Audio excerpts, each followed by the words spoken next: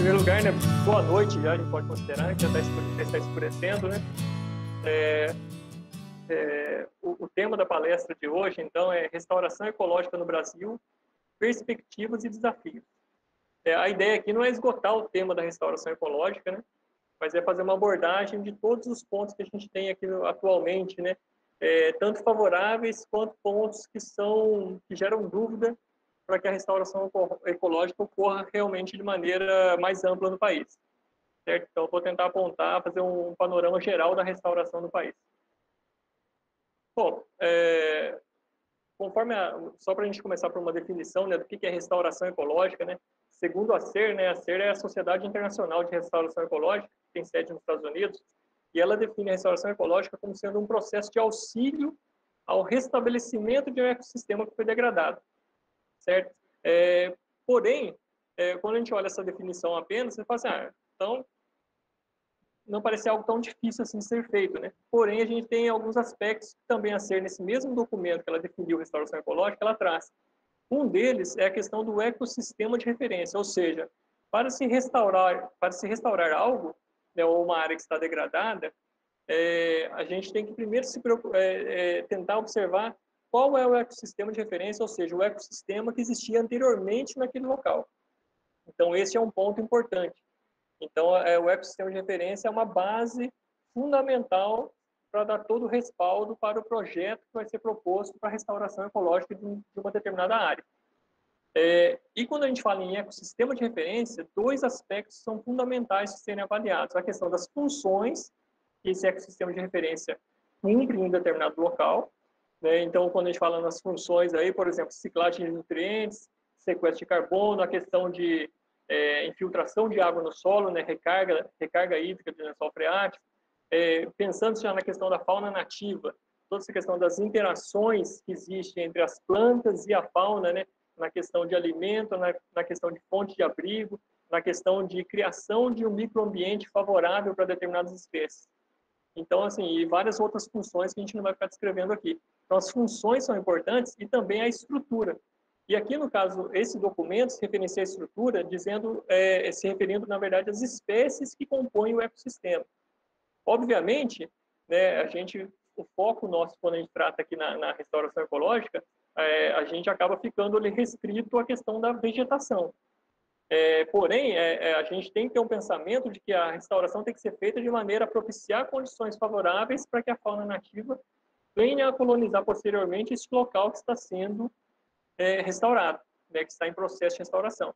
Então, esses pontos aqui são fundamentais para a gente tentar promover a restauração ecológica em determinado local.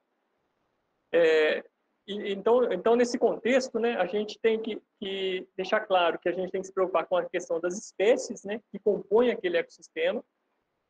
Porém, quando a gente fala em espécies, não basta apenas a gente pensar em restauração ecológica de ecossistema florestal. Não basta a gente pensar apenas nas espécies que são arbóreas, ou seja, nas árvores, né? A gente tem que pensar nas outras formas de vida que também constituem aquele ecossistema. Né? Então, quando a gente pensa, por exemplo, no ecossistema florestal, árvores constituem parte daquela comunidade. A gente tem as lianas, por exemplo, que são conhecidas aí vulgarmente como cipós, né, que são importantes também. A gente tem as herbáceas, tem outras formas de vida, né? Tem as epífitas, que para estarem presentes em um determinado ecossistema, precisam de uma condição muito uma boa qualidade, né, para que elas estejam presentes naquele local. Então, a gente tem que preocupar também com as outras formas de vida, né? E nesse contexto, a gente tem um ponto importante aí, que fala-se muito em ecossistema florestal. Porém, a gente tem a situação também de outros tipos de ecossistemas, como, por exemplo, os ecossistemas savânicos, né, como é o caso, ou campestres, que é o caso, por exemplo, dos campos rupestres que a gente tem próximo a gente aqui na Serra do Cipó, né, na Serra dos Pinhaços. Então, num ecossistema desse tipo, a preocupação com espécie arbórea é mínima. Na verdade, o grande desafio ali são as espécies herbáceas. Né? E notadamente, por exemplo, no cerrado, quando a gente pega um cerrado senso estricto, por exemplo, a gente tem um bom conhecimento sobre a restauração, a reprodução das espécies que são arbóreas, porém a gente tem muita dificuldade com as espécies que são herbáceas. Então, assim, na verdade, a gente está falando de um tipo de ecossistema que as espécies arbóreas compõem uma pequena parte dele, na verdade. A maior parte. Então, assim, esse aqui é o slide de abertura, né? Restauração ecológica no Brasil, perspectivas e desafios, né? A questão que eu falei para vocês aí da SER, né? Da definição de restauração ecológica, do ecossistema de referência, né? As funções, né? E também a questão da estrutura. E daí o ponto que eu estava abordando com vocês, que é a questão de preocupação com as espécies, com as formas de vida, com os grupos funcionais, né, que é onde eu tinha parado, né? Então, a questão dos grupos funcionais, o objetivo dessa classificação é justamente encontrar as espécies que são redundantes, por exemplo, em funções do ecossistema, e com isso você consegue, às vezes, reduzir o número de espécies que você vai introduzir numa determinada etapa nesse processo de restauração. Não que essas espécies que foram... para que depois outras espécies venham colonizar aquele local, por exemplo, né? E aí a gente classifica essas espécies de forma a encontrar as espécies que melhor ajudam a modular esse ecossistema e criar condições para que ocorra a sucessão ecológica nesse ecossistema. Por exemplo, a questão de quando se preocupa com fauna, por exemplo, a gente sabe que nos ecossistemas, nas florestas tropicais, a gente tem um predomínio de espécies que possuem síndrome de dispersão zoofórica. Então, assim, quando se tem uma preocupação com a presença de espécies que são que são dispersas por fauna, falando-se em ecossistema em floresta tropical, não é necessário a gente pegar essas espécies frutíferas, entre aspas, né, que a gente tem aí, né, mas frutíferas do ponto de vista humano, né, vamos supor, o cara pega lá uma amora, por exemplo, e quer introduzir ela na restauração, porque ela atrai alguns pássaros. Mas espera aí, a gente tem várias espécies nativas que fazem esse papel. Então, a gente não precisa introduzir uma espécie que é exótica, que o comportamento dela no ecossistema pode até se tornar invasor ao longo do tempo, né?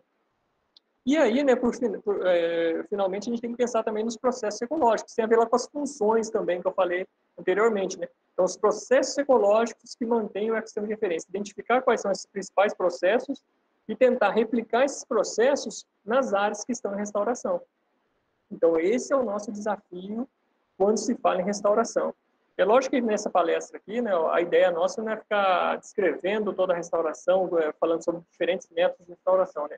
Aqui a gente está no contexto macro, nessa questão de um planejamento macro da restauração. Então, né, a gente tem, continuando essa questão do ecossistema, né, da restauração de uma área, a gente tem aqui exemplos nessas 3 fotos de áreas que foram degradadas, aqui no caso por mineração, né? Então, as 2 fotos em cima são a mesma área que é uma área de eucalipto, né? Uma foto externa e uma foto interna dessa área, né? E a foto de baixo aqui é uma área que era de pastagem, né? Que foi minerada e foi recuperada aí sim com braquiária, né? Então, isso daqui, ó, se a gente for pensar, não é restauração, entendeu? De forma alguma, está muito longe de uma restauração, né? Isso aqui é uma recuperação de uma área degradada, mas aquelas funções típicas de um ecossistema de referência, um ecossistema nativo, não ocorrem nesse local. Da mesma forma, a gente tem essa outra situação aqui, que é uma área que, quando ocorreu, é uma área que também foi minerada, é uma área em processo de recuperação, e essas fotos aqui são de áreas que originalmente eram de Mata Atlântica, de floresta estacional semidecidual, e que depois que houve a mineração, foi feito um reflorestamento, entre aspas, né? E com a introdução de algumas espécies exóticas e também de espécies gramíneas. E o resultado, aí, depois de uma década de trabalho de restauração, de recuperação, é esse, né? Na verdade, a área está muito distante do que se esperava para uma floresta, para uma área que originalmente era floresta e que deveria estar num curso de uma sucessão ecológica que fosse promover outros estágios de sucessão mais avançados. Então, isso aqui está muito... nem chega, não está nem próximo ao que seria o estágio inicial de uma restauração ecológica de uma área que foi degradada. Então, isso aqui também não é restauração ecológica. Então, assim, são pontos que a gente tem que se preocupar. Ou seja, quando a gente fala em restauração, não basta a gente pensar em plantar árvores, certo? Ou seja, não é introduzir qualquer espécie em um determinado local. Que é o exemplo anterior, por exemplo. Foi introduzido espécies que tinham rápido crescimento. A grande maioria de outros tipos de ecossistemas. né, ou seja, espécies exóticas para aquele local. Né, e o resultado foi esse que a gente tem aí.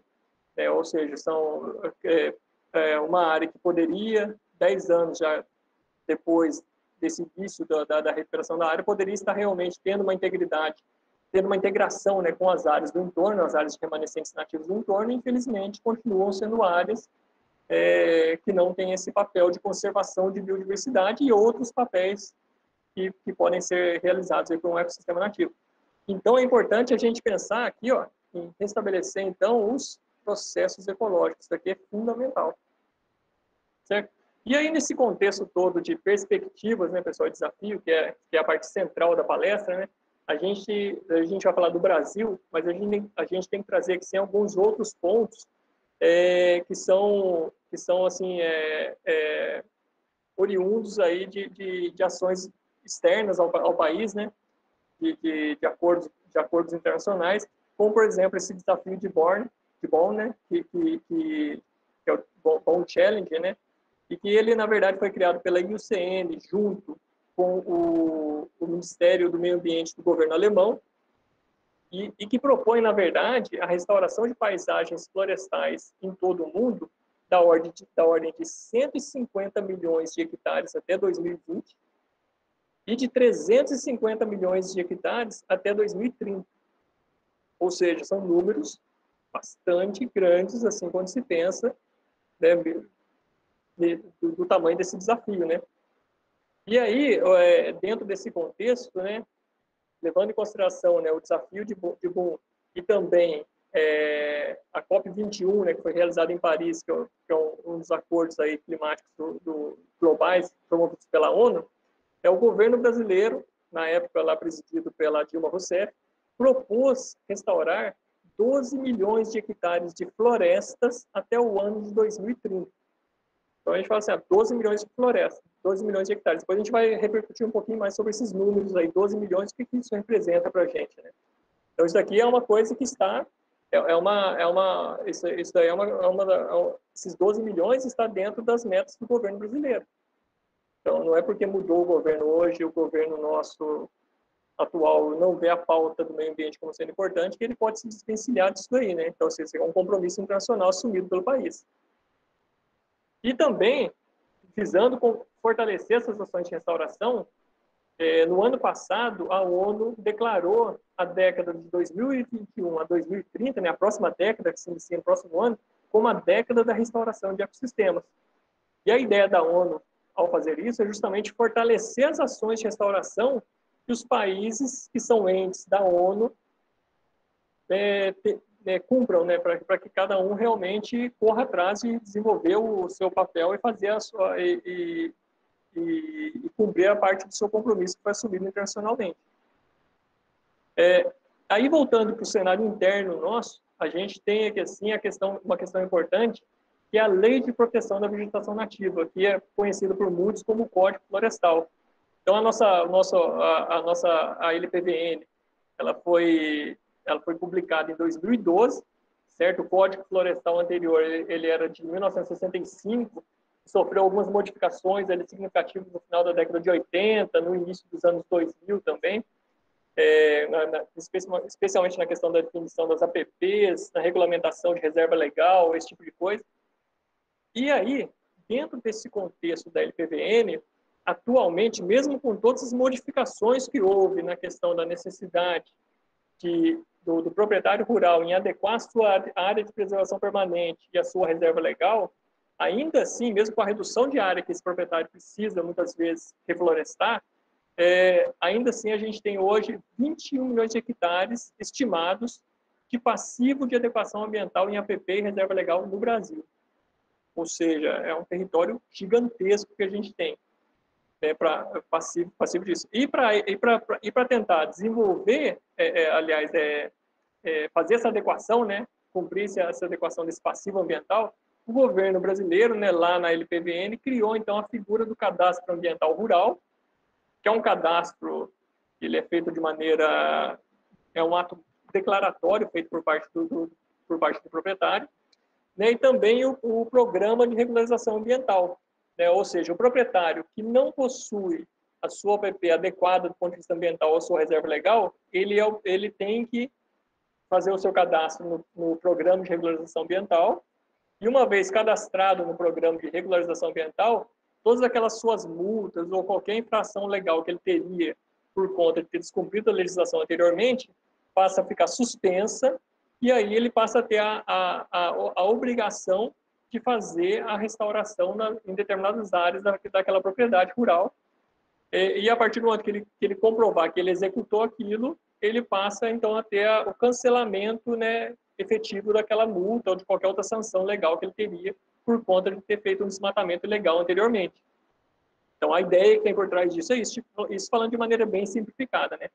Até porque Código Florestal é assunto, né, para várias, é um assunto para se gastar várias palestras aí só abordando isso, né?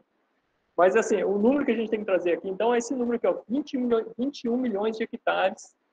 E isso daqui são dados estimados em artigo que foi publicado na Science, né? Então, assim, não é um artigo feito com pouco embasamento, né? Então, assim, foi feito com um bom embasamento técnico, né, por uma equipe sólida, né, capitaneado por um professor lá da UFMG, e que traz esse número de 21 milhões de hectares estimativa de área de passivo ambiental. Certo? Então, assim, qual que é o tamanho desse compromisso, né? Quando a gente fala lá em restauração de 21 milhões de hectares de APP reserva legal, a gente fala que o governo federal assumiu esse compromisso de 12 milhões de hectares no Acordo de Paris. Na verdade, esses 12 milhões de hectares, a ideia é de se cumprir eles, né, agindo justamente em cima dessas reservas legais e também de APP de propriedades rurais aí sim no país, né? Então, não seria, na verdade, 12 mais 21, que seria 33 milhões de hectares. A gente pode pensar nos 21 milhões de hectares como sendo um número grande que a gente tem para restaurar no país. E aí a gente tem, na verdade, quando a gente fala assim, mas são 21 milhões de hectares, mas isso é muito pouco. Se a gente for pensar em florestas comerciais no Brasil, a gente tem mais ou menos 8 milhões de hectares. Né? Florestas homogêneas de eucaliptos, principalmente, e também de pinos. Predominantemente esses dois gêneros aí.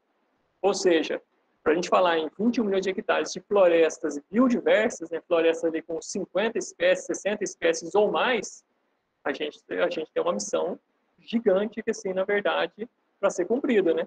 Esses 12 milhões que o governo acordou que vai ser feito até 2030, será que a gente vai conseguir fazer até lá? Para isso, né, para cumprir esse protocolo, que, assim, esse compromisso assumido dessa restauração, tanto aquela da LPBN quanto a do Acordo de Paris, em 2017, ainda no governo do Michel Temer, o governo publicou um decreto federal que instituiu a Política Nacional de Recuperação da Vegetação Nativa, que é o PROVEG. E o PROVEG, esse decreto, ele institui, né, o Plano Nacional de Recuperação da Vegetação Nativa, que é o PLANAVEG, e também o CONAVEG, que é o Conselho Nacional de Recuperação da Vegetação Nativa. Então, se a gente fala assim, a ideia do conselho é que esse conselho promova realmente toda essa parte do que está das diretrizes previstas para o PLANAVEG, para que realmente a gente consiga cumprir todo esse acordo de Paris, assim como promover a restauração das propriedades rurais aí por parte dos proprietários rurais nossos, né? E aí depois a gente vai voltar um pouquinho nessa questão do CONAVEG, né, mas antes disso eu vou mostrar para você falar um pouquinho de alguns pontos fortes que o Brasil possui na questão da restauração. Primeiro, a gente pode pensar que a gente tem boas instituições de pesquisas no país. Aqui em Minas, por exemplo, tem instituições que já são consolidadas, né, como a UFLA, o UFV, o FBJM, que tem um trabalho forte, especialmente em campos rupestres, né, lá com o professor Israel. E aí a gente tem o pessoal da Exalc em Piracicaba, por exemplo, que é muito forte. Inclusive tem um professor lá que é o Pedro Brancalion, que está em nível, que é um cara de nível internacional de publicações e de trabalhos de referência. E também na parte de ensino, a gente pode considerar que a gente tem também várias instituições fortes no país. Ou seja, a gente tem profissionais para trabalhar com restauração no país. A gente tem também, assim, uma figura importante, que é a Rede Brasileira de Restauração Ecológica, a REBRE, que, na verdade, essa rede ela é uma rede, ela não é uma instituição física, e, na verdade, ela é uma rede em que as pessoas, não tem ninguém paga nada para se associar à REBRE, E ela, na verdade, é uma rede de contato entre as pessoas e de discussão, de debate de temas relativos à restauração ecológica. Ou seja, aqui a gente tem profissionais de várias áreas diferentes, de formações distintas, e aí a gente tem desde membros do Ministério Público a pessoas de órgãos ambientais, de empresas privadas, de iniciativa privada, de universidades, alunos. E a ideia é que assim, a gente tem uma rede, uma rede informal de debate sobre temas relativos à restauração. Então, a REBRE, nesse ponto, ele é muito importante. E hoje a REBRE acho que reúne mais de 600 pessoas. Então, é um número significativo de pessoas do Brasil inteiro que fazem parte dessa rede. Aí a REBRE ela surgiu em 2009. E quando foi em 2014, em um evento, a REBRE fez um encontro presencial entre alguns membros. E aí eles acharam importante que a REBRE passasse a ter voz realmente para poder ela se tornasse realmente uma pessoa jurídica para poder realmente emitir opinião. Ela tivesse um estatuto, esse tipo de coisa. Mas para não mudar essa questão da informalidade que a REBRE possui, então surgiu a partir disso a criação da SOBRE, que é a Sociedade Brasileira de Restauração Ecológica, que possui sede em Londrina, e que ela possui, ela tem uma estrutura bastante interessante na questão de ser uma estrutura, de ser uma instituição realmente democrática. Ela possui pessoas do Brasil inteiro que fazem parte da diretoria dela, e ela também possui um conselho superior da SOBRE, e esse conselho possui 2 membros de cada uma das regiões do Brasil, ou seja, são 10 membros do Brasil inteiro, cada 2 representando uma região do país. Então, por exemplo, aqui na região sudeste, a gente tem a professora Vera Alex Engel, da Unesp de Botucatu, que é a titular, e eu, por exemplo, sou o suplente dela, desse Conselho Superior da SOBRE. E a SOBRE, assim, só para a gente ter uma noção da importância dela, a gente tem que ela foi criada em 2015, né, então ela é bastante recente, né, tem 5 anos de existência, né? E desde então, em 2017, ela já promoveu, ela estruturou aqui no Brasil a Conferência Internacional de Restauração Ecológica, né, que foi a CER 2017. Foi a primeira vez que essa conferência internacional ocorreu na América Latina. Na América Latina, não, na América do Sul. Então, assim, ela ocorreu no Brasil e foi a SOBRE que organizou. Em 2018, a SOBRE fez a primeira conferência dela, assim, uma conferência nacional, realmente, da SOBRE, né? E ocorreu aqui em Belo Horizonte, e reuniu na época 500 participantes de várias regiões do Brasil, e agora a SOBRE vai fazer um outro evento que vai ser a SOBRE 2020, né, que seria esse ano lá em Cuiabá, mas que por conta da pandemia foi adiado para o próximo ano, né, vai ocorrer em 2021 por conta da questão da pandemia. Mas a SOBRE ela tem uma articulação forte nessa questão com outras instituições, de maneira a influenciar essa questão de criação de políticas públicas, na questão da pesquisa e etc., para a gente poder melhorar a formação nossa de pessoas, né, de profissionais relacionados com a questão da restauração. A gente tem também o Pacto, que na verdade o Pacto ele é um movimento de várias instituições no estado, que surgiu no estado de São Paulo. E o Pacto chama-se Pacto pela Restauração da Mata Atlântica. Então, assim, a ideia do Pacto é promover a restauração de 15 milhões de hectares da Mata Atlântica até o ano de 2050. E hoje o Pacto reúne diversas empresas para a gente ter, para o pessoal aqui da engenharia florestal, por exemplo, ter ideia, a Suzano Celulose faz parte do Pacto, por exemplo. Então, a gente tem desde uma empresa do porte da Suzano até ONGs, proprietários rurais, pessoas que estão interessadas em promover a restauração. Então, são vários atores que estão dentro do Pacto. E a gente tem hoje, por exemplo, a assessoria técnica dentro do Pacto, do professor Pedro Brancalion, da Exalc USP, né, lá de Piracicaba, que é um nome fortíssimo e um cara que está muito alinhado com a questão de promoção da restauração ecológica. E atualmente, para vocês terem ideia, né, sobre o Pacto fecharam, inclusive, um acordo de cooperação entre eles para poder realmente fazer avançar essa pauta da restauração na Mata Atlântica. A gente tem também um outro ponto importante aqui de algumas ONGs que são bastante atuantes no Brasil, né? Temos aí a The Nature Conservancy, que é a TNC, né, que é uma ONG norte-americana, tem atuação forte aqui no Brasil, a SOS Mata Atlântica, que já é bastante conhecida. Eu destaquei que assim, a questão do ISA, que é o Instituto Socioambiental, que tem um trabalho muito interessante na região do Alto Xingu, no norte do Mato Grosso, de promoção da restauração ecológica em larga escala naquela região, e para melhorar a questão de qualidade da água, né, que alimenta todo o rio Xingu. E aí, naquele contexto, eles tiveram uma forte união entre populações indígenas, entre populações, outras populações de situação mais vulnerável naquela região, e os grandes proprietários rurais da região, porque os grandes proprietários rurais estavam com uma demanda forte para poder exportar seu produto para o exterior, e eles tinham que ter adequação ambiental de sua propriedade, na questão de reserva legal e na questão de área de preservação permanente.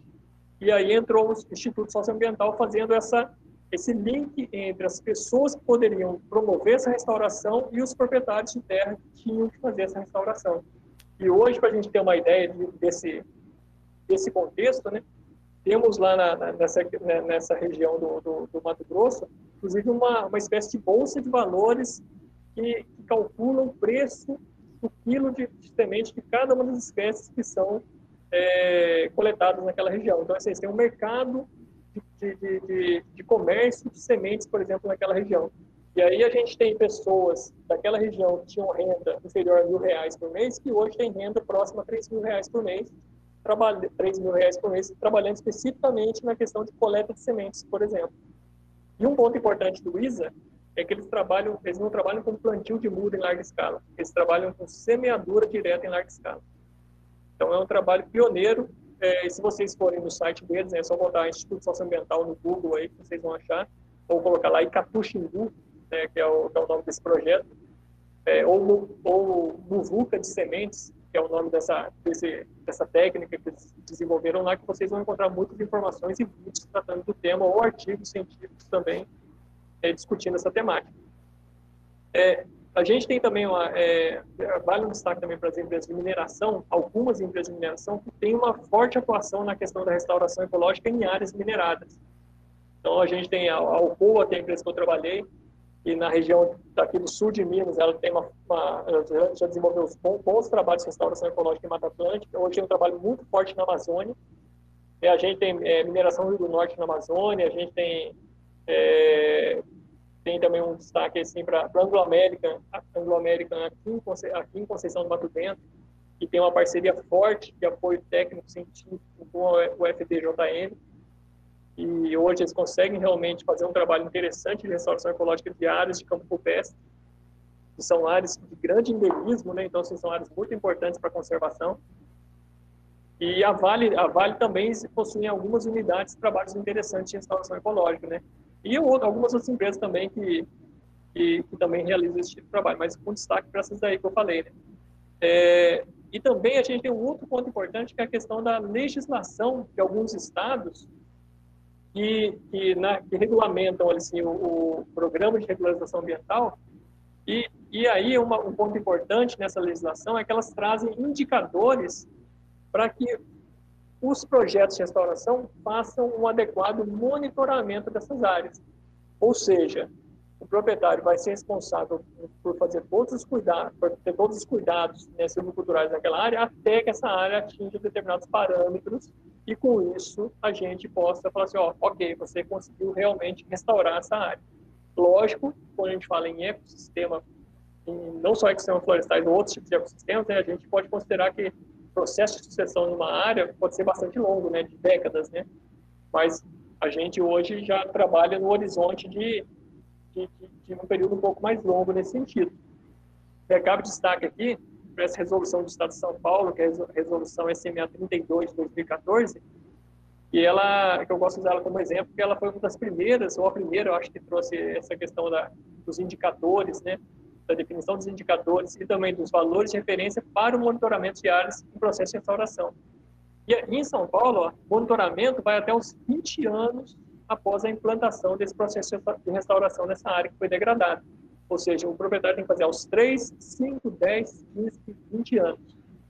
E aí tem 3 indicadores que foram selecionados Tudo isso com base em estudos, em pesquisas científicas, não foi com base em achismo, não foi aquela coisa do tipo assim, eu acho que isso é bom, não. Foi com base em dados, pesquisas.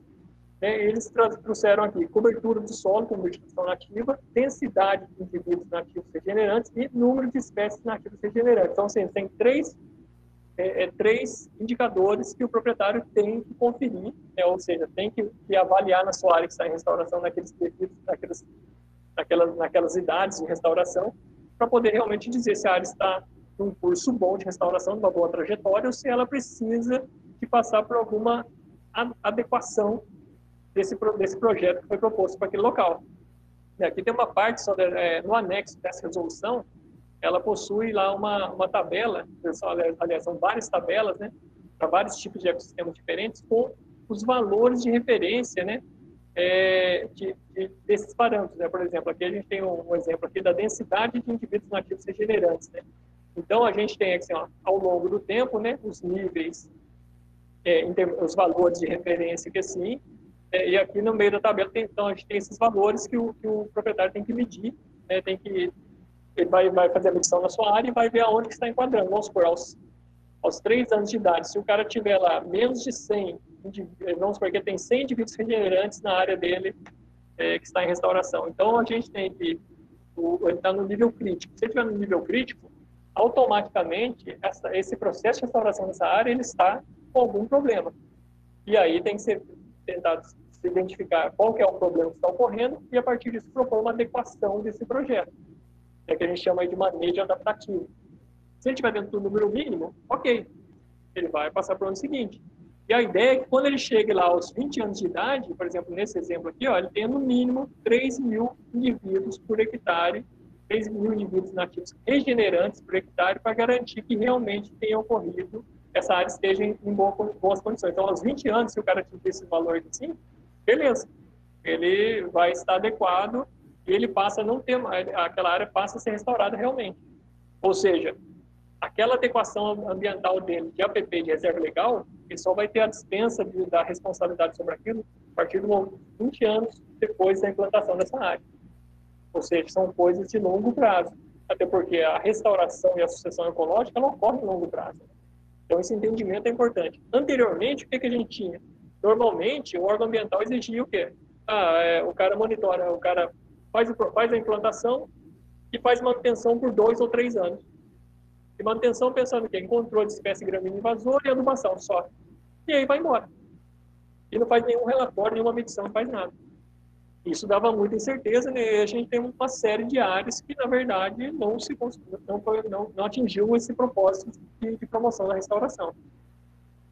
E aí a gente tem também uma outra coisa aqui, né, importante, que é a questão da incerteza política, né, pessoal? Não é à toa que esses dois camaradas da foto aí estão de ponta cabeça, né? Porque acho que deve ser tipo castigo, né? Mas é o seguinte, né? Essa questão nossa de incerteza política, né? A gente tem hoje um governo que ele trabalha de maneira declarada nessa questão de passar a boiada, né? Para o enfraquecimento da pauta ambiental.